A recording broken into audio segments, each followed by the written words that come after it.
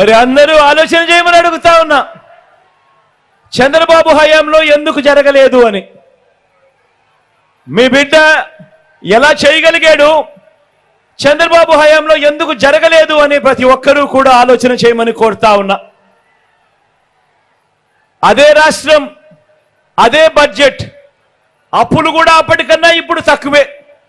మరి మీ బిడ్డ ఎలా చేయగలిగాడు, చంద్రబాబు ఎందుకు చేయలేదు అని ప్రతి అక్క చెల్లెమ్మ తమ ఇంట్లో కూర్చొని, తమ పిల్లలతో కూర్చొని, తమ భర్తలతో కూర్చొని, తమ ఇంట్లో ఉన్న అవ్వ తాతలతో కూర్చొని ప్రతి ఒక్కరూ ఆలోచన చేయమని కోరుతా ఉన్నా.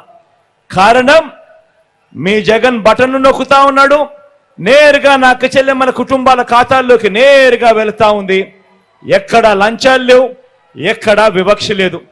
కానీ అదే చంద్రబాబు ఏం చేశాడు, జన్మభూమి కమిటీలతో మొదలెడితే చంద్రబాబు దాకా రాష్ట్రాన్ని దోచుకోవడం, దోచుకున్నది పంచుకోవడం.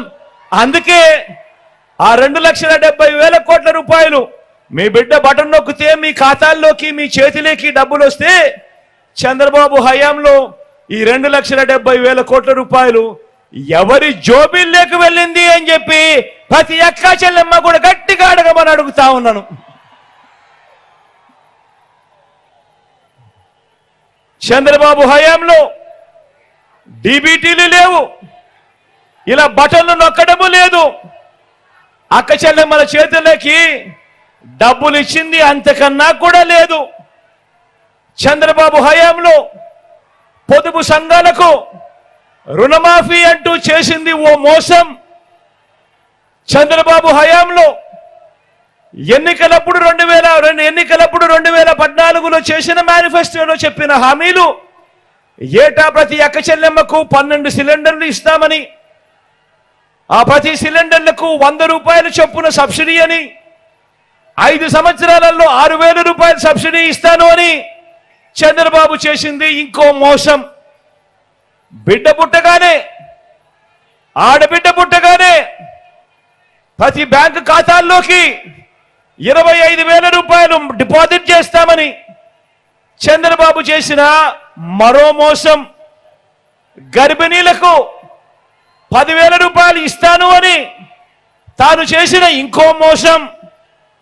బడి పిల్లలకు ఇస్తానన్న సైకిల్ మరో మోసం.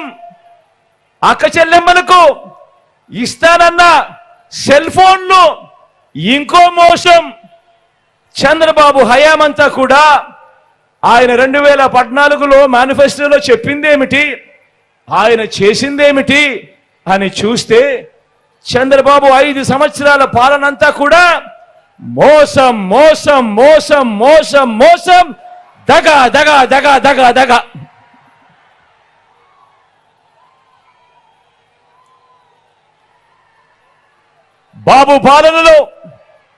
బాబు పాలనలో స్కీములు ఉండవు, కానీ బాబు పాలనలో స్కాములు మాత్రం చాలా ఉంటాయి. మరో డ్రీమ్ గురించి మాట్లాడదామా?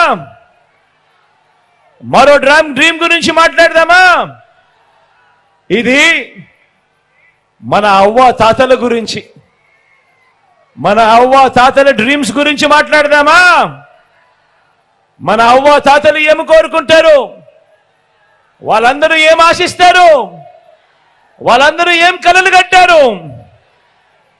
మనమంతా చూపించాల్సిన మానవత్వం గురించి మాట్లాడదామా? పెన్షన్ కోసం జన్మభూమి కమిటీల చుట్టూ తిరిగి, ఆ తర్వాత లంచాలు వివక్షకు లోనై, ఆ తర్వాత ఇచ్చే అరకొర పెన్షన్ కూడా ఎండల్లో వానల్లో పడిగాపులు కాసి ఎక్కడికక్కడికో వెళ్ళి క్యూలల్లో నిలబడితా ఉన్న నా అవ్వ తాతల డ్రీమ్ ఏమిటో తెలుసా? ఆ పెన్షను లంచాలు ఇచ్చుకుంటూ జన్మభూమి కమిటీల చేత శాంక్షన్ చేయించుకునేందుకు, ఆ తరువాత పెన్షన్ తీసుకునేందుకు క్యూలల్లో నిలబడి తమ ప్రాణాలు అక్కడికక్కడికే పోయే పరిస్థితి ఎవరికి రాకూడదు అన్నది ఆ అవ్వ తాతల డ్రీమ్.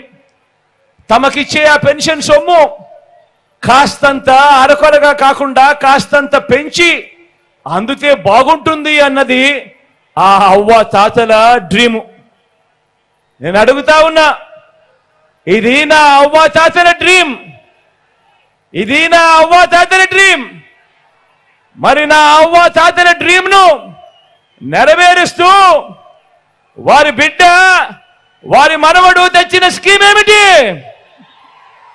స్కీమ్ ఏమిటి? ఆ అవ్వ తాతల ఆత్మగౌరవాన్ని నిలబెడుతూ నేరుగా ఇంటికే వచ్చే వాలంటీర్లు నేరుగా ఇంటికే వచ్చి ఇచ్చే 3,000 రూపాయల పెన్షన్. ఎక్కడ లంచాలు ఇవ్వాల్సిన పని లేదు, ఎక్కడ వివక్షకు లోను కావాల్సిన పని లేదు. నేరుగా 1వ తారీఖు పొద్దునే, అది ఆదివారమైన సెలవు దినమైన పొద్దున్నే చిక్కటి చిరునవ్వుతో గుడ్ మార్నింగ్ చెబుతూ వాలంటీర్ ఇంటికొచ్చి ప్రతి అవ్వను ప్రతి తాతను పలకరిస్తూ ఆ అవ్వ చేతిలో 3,000 రూపాయలు పెట్టే స్కీము తెచ్చిందెవరు?